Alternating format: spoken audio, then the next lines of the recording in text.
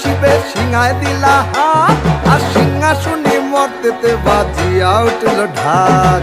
বলদে সরিয়া শিবের সিংহায় দিলা হাত, আর সিংহাসনে মর্তেতে বাজিয়া উঠল ঢাক।